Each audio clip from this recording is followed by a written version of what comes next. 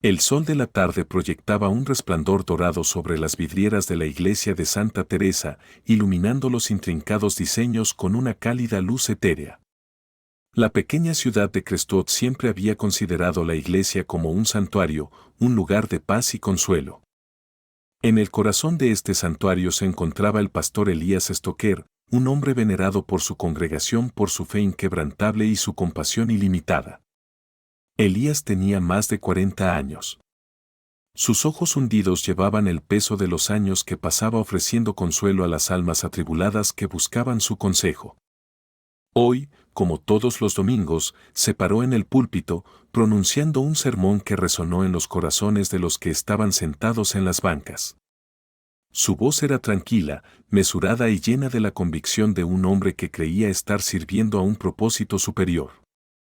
Pero mientras Elías hablaba de amor, perdón y redención, su mirada ocasionalmente se desviaba hacia la parte trasera de la iglesia, donde una joven estaba sentada sola, con la cabeza inclinada. Lila Marlove era una asidua de Santa Teresa, una joven tranquila y modesta de 17 años, con el pelo oscuro que le caía en ondas sueltas alrededor de su rostro pálido. Era conocida por ser tímida, a menudo reservada, pero su presencia en cada servicio no había pasado desapercibida para Elías. La iglesia se había convertido en el refugio de Lila. Elías la había notado primero como otra alma atribulada que necesitaba guía. Había visto la forma en que ella se demoraba después de los servicios, sus ojos buscando algo, o a alguien, para llenar el vacío en su vida. Se acercó a ella un domingo después de que la congregación se había dispersado, ofreciéndole una palabra amable y un oído atento. Al principio dudaba, pero con el tiempo, el amable enfoque de Elías comenzó a derribar los muros que había construido a su alrededor. Comenzaron a reunirse regularmente después de los servicios. Al principio, sus conversaciones eran sobre la fe y la vida, y Elías le ofrecía consejos y apoyo a Lila. Él le decía que Dios tenía un plan para todos, incluso para aquellos que se sentían perdidos y abandonados. Pero a medida que pasaban las semanas, sus conversaciones se volvieron más personales. Elías se sintió atraído por Lila de una manera inesperada e inquietante. Había algo en su vulnerabilidad que despertó en él un instinto profundo, casi paternal. Pero debajo de ese instinto yacía un deseo más oscuro, uno que nunca se había permitido reconocer. Lila también sentía una conexión con Elías que no podía entender del todo. Era amable con ella de una manera que nadie más lo había sido. Él la escuchó, se preocupó por ella y la hizo sentir valorada. Empezó a esperar con ansia sus encuentros, la forma en que sus ojos se suavizaban cuando le hablaba, el suave roce de su mano en su hombro mientras le aseguraba que todo estaría bien. Un domingo, después de que la congregación se había ido y la iglesia estaba vacía, Elías y Lila se encontraron solos en el santuario. Elías se acercó a Lila, con el corazón latiendo con fuerza en su pecho. Podía sentir que los límites de su papel como su pastor se difuminaban, la línea entre la guía espiritual y algo más siniestro se volvía cada vez más difícil de discernir. Lila, dijo en voz baja, su voz apenas por encima de un susurro, quiero que sepas que no estás sola. Eres especial y mereces ser amado. Lila lo miró, con los ojos muy abiertos y llenos de una mezcla de confusión y anhelo. Nunca antes había escuchado palabras como estas, no de alguien como Elías. Fue en ese momento cuando comenzó el romance. Lo que comenzó como un cambio sutil, casi imperceptible, en una relación rápidamente se convirtió en algo que ambos sabían que estaba mal, pero no pudieron resistir. Comenzaron a reunirse en secreto, en los rincones tranquilos de la iglesia, lejos de miradas indiscretas. Sus encuentros fueron breves momentos robados que los dejaron a ambos sin aliento y llenos de una mezcla de culpa y deseo. Elías justificó sus acciones diciéndose a sí mismo que estaba ayudando a Lila, que ella lo necesitaba de maneras que iban más allá de lo espiritual. Pero en el fondo, sabía que estaba cruzando una línea que nunca se podría desmarcar. Lila, por otro lado, se dejó llevar por la intensidad de su relación prohibida, sus sentimientos por Elías se hicieron más fuertes con cada día que pasaba. A medida que el sol se ponía fuera de la iglesia de Santa Teresa, proyectando largas sombras sobre la tranquila ciudad de Crestwood, un oscuro secreto se arraigaba dentro de sus paredes. Un secreto que pronto conduciría a una tragedia inimaginable. Gregory Shall, el conserje de la iglesia durante más de 2 décadas, llegó como siempre lo hacía, antes del amanecer, con un termo de café en la mano y una silenciosa reverencia por el espacio sagrado que mantenía. Gregory era una criatura de costumbres, sus días marcados por el ritmo de la rutina. Pero cuando se acercó a la iglesia esa mañana, algo se sintió mal. La puerta principal, que había cerrado con llave la noche anterior, era una tinaja, cuyo pesado marco de madera crujía levemente con la suave brisa. Un ceño fruncido arrugó la frente de Gregory cuando entró, el eco de sus pasos se elevó inusualmente fuerte en la quietud de la iglesia vacía. Cuando llegó a la puerta de la oficina de Elías, Gregory notó que estaba ligeramente abierta. Su mano vaciló en el pomo de la puerta, un pavor inexplicable llenó su pecho. Pero Gregory era un hombre práctico y empujó la puerta para abrirla, con el aliento entrecortado en la garganta ante el espectáculo que le daba la bienvenida. El pastor Elías yacía en el suelo, su cuerpo retorcido en una posición antinatural. Sus ojos, antaño amables, miraban fijamente al techo, desprovistos de vida. La sangre se acumulaba alrededor de su cabeza, oscura y espesa, empapando la rica alfombra burdeos. La habitación era un desastre, los papeles esparcidos por el suelo, una lámpara hecha añicos cerca del escritorio y el olor a sangre cobriza pesado en el aire.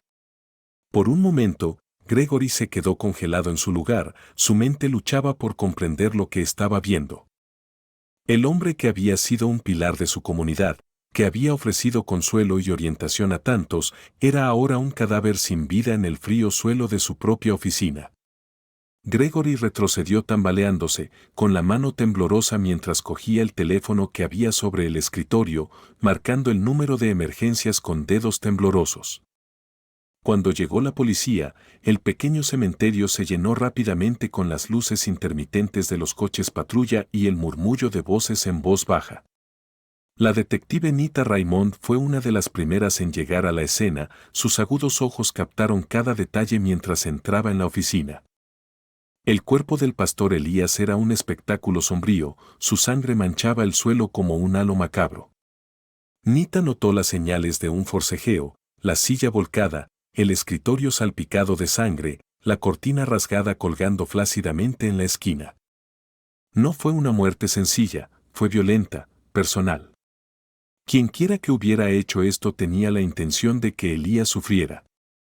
Cuando el equipo forense comenzó su trabajo, buscando huellas dactilares y recolectando pruebas, la atención de Nita se centró en una fotografía parcialmente quemada en el borde del escritorio.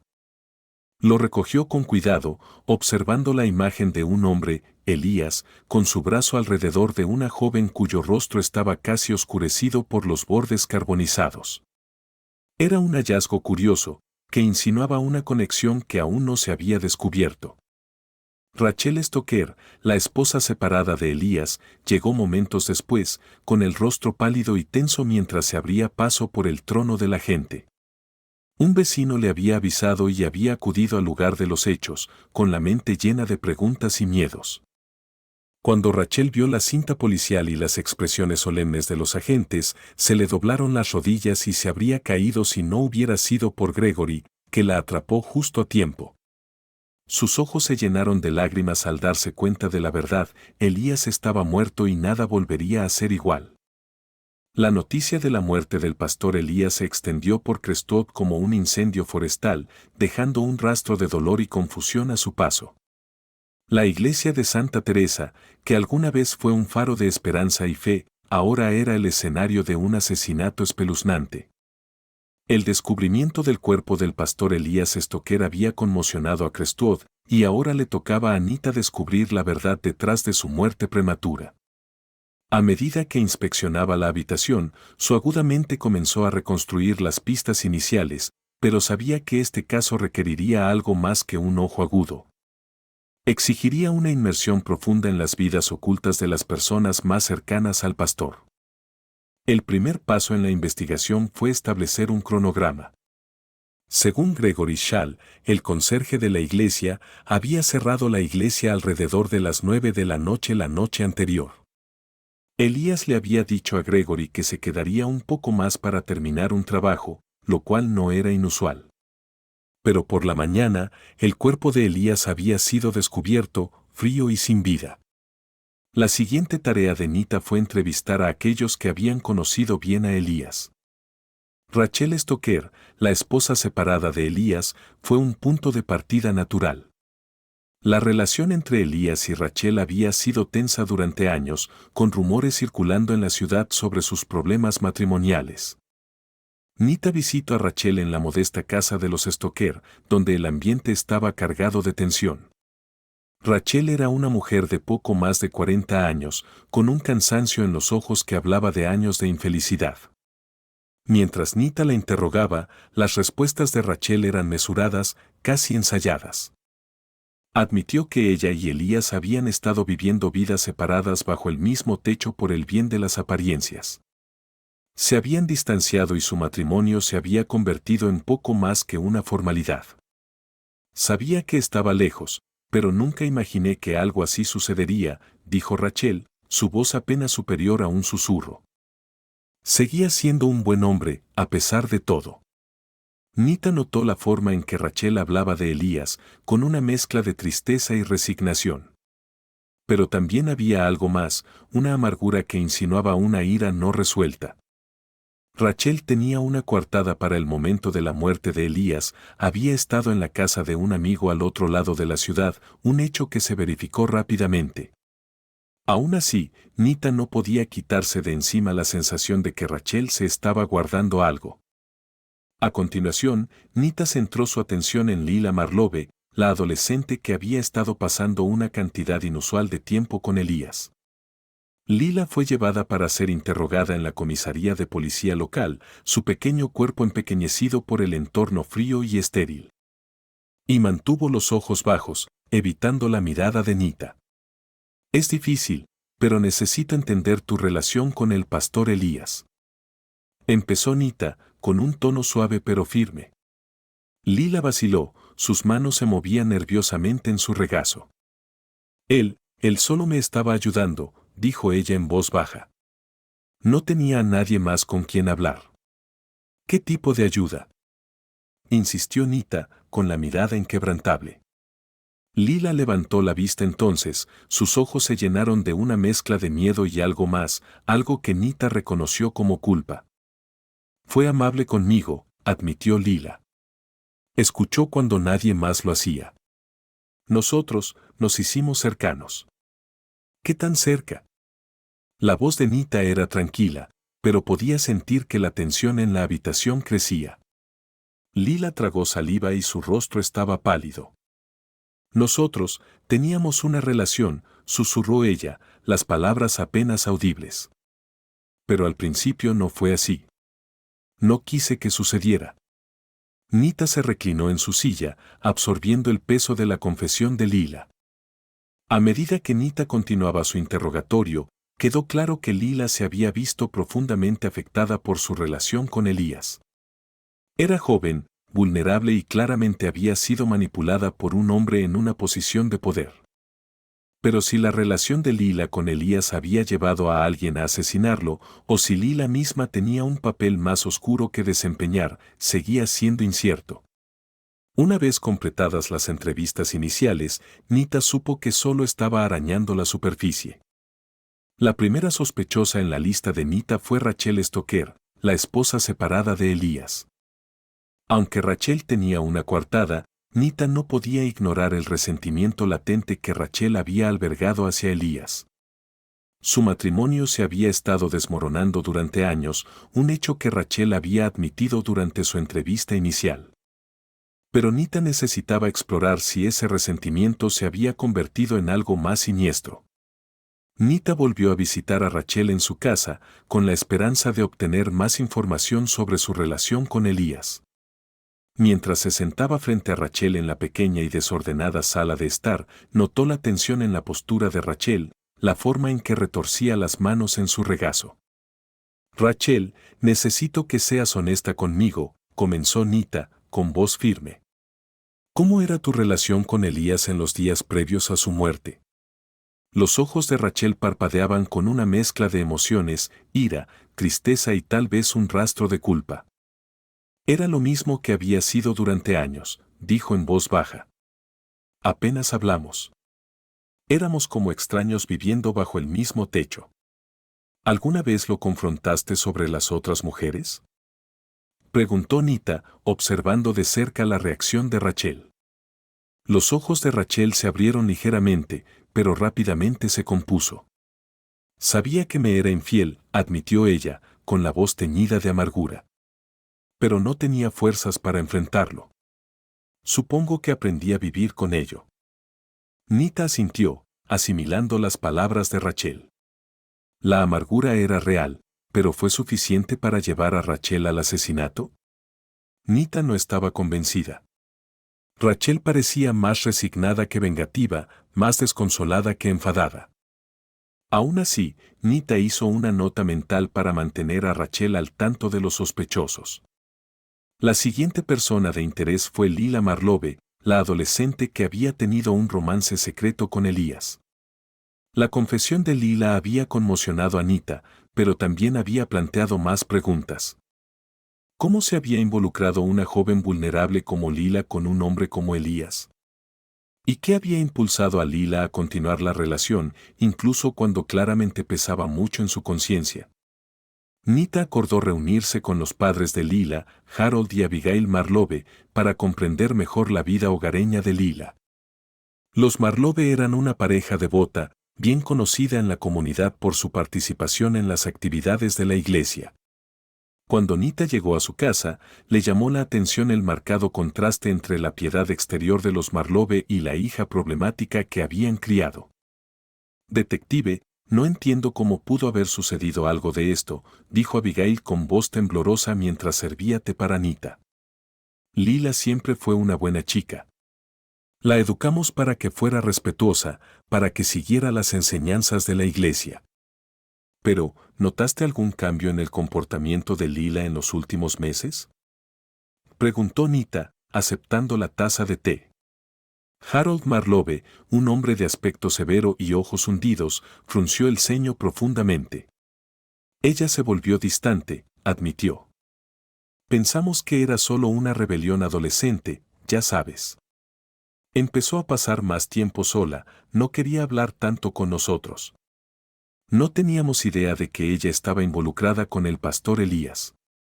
¿Crees que Lila podría haberlo hecho? ¿Escuchó Elías? Preguntó Abigail, su voz apenas superior a un susurro. Nita consideró la pregunta cuidadosamente. Lila era emocionalmente frágil y su relación con Elías claramente le había pasado factura. Pero Nita no estaba lista para sacar conclusiones precipitadas. En este momento, estamos explorando todas las posibilidades, dijo diplomáticamente. Pero es demasiado pronto para decirlo. Cuando Nita salió de la casa de los Marlove, sus pensamientos se centraron en Lila. La niña había sido manipulada por Elías, eso estaba claro. Pero, ¿había estado lo suficientemente desesperada, o había empujado lo suficiente para quitarle la vida? ¿O había alguien más que había descubierto el asunto y decidió tomar cartas en el asunto? El último sospechoso en el radar de Nita era Marcus Pritchard, un diácono de la iglesia de Teresa y un amigo íntimo de Elías. Marco era conocido por su estricto código moral y su inquebrantable dedicación a la iglesia. Pero había habido rumores en una comunidad de que Marcus y Elías habían chocado por ciertos temas que habían permanecido ocultos al ojo público. Nita decidió visitar a Marcus y se reunió con él en la oficina de la iglesia. Marcus era un hombre alto e imponente, con una expresión severa que rara vez se suavizaba. Cuando Nita le preguntó sobre su relación con Elías, las respuestas de Marcus fueron cortadas, su tono defensivo. Elías y yo tuvimos nuestros desacuerdos, admitió Marcus con voz fría. Pero nada que conduzca a esto. Lo respetaba como hombre de Dios, a pesar de nuestras diferencias. ¿Sabías de su relación con Lila? Preguntó Nita, observando de cerca la reacción de Marcus. La expresión de Marcus se oscureció. Sospeché que algo estaba pasando, dijo, con voz tensa. Pero no tenía pruebas. Si lo hubiera sabido, lo habría confrontado. Lo que hizo fue una traición a todo lo que representábamos. Cuando Nita salió de la iglesia, su mente estaba llena de posibilidades. Cada uno de los sospechosos tenía un motivo, una razón para querer que Elías muriera. Pero la pregunta seguía siendo, ¿quién lo había hecho realmente? Sabía que estaba cerca, demasiado cerca para pasar por alto cualquier detalle. Los sospechosos tenían motivos, pero faltaba algo crucial, una pieza que vinculara directamente a uno de ellos con el crimen. Fue entonces cuando le impactó la fotografía quemada encontrada cerca del cuerpo de Elías. Al principio se había descartado como una rareza, tal vez un remanente del desorden de la iglesia, pero ahora adquirió un nuevo significado. Los bordes de la foto estaban chamuscados, pero Nita pudo distinguir un par de manos y la esquina de un brazalete distinto, un brazalete que había visto antes. Nita se dirigió directamente a la residencia de los Marlove. Cuando Abigail Marlove abrió la puerta, los ojos de Nita se dirigieron inmediatamente al brazalete que llevaba en la muñeca. Era el mismo intrincado diseño plateado de la fotografía. Señora Marlove, necesito hablar con usted y con Lila de inmediato, dijo Nita, con la voz cargada de autoridad. En la sala de estar, con Abigail y Lila sentadas nerviosas frente a ella, Nita presentó la fotografía parcialmente quemada.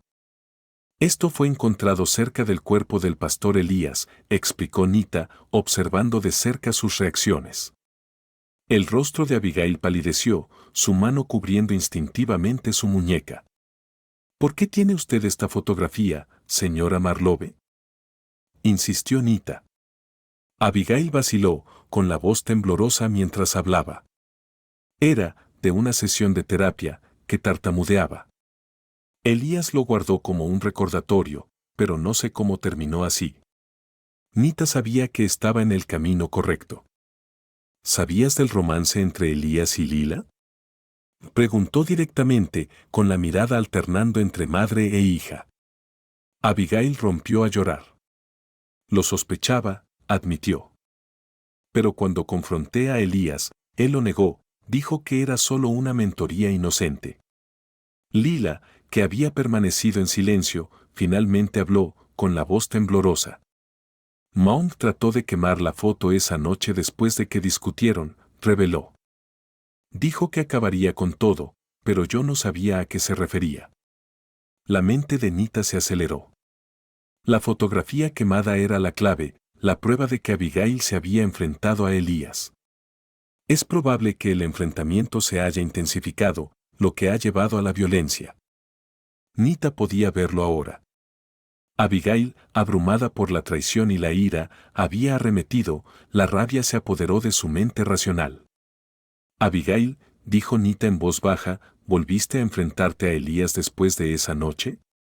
Los hombros de Abigail se desplomaron y asintió lentamente. Fui a la iglesia, confesó, su voz apenas un susurro.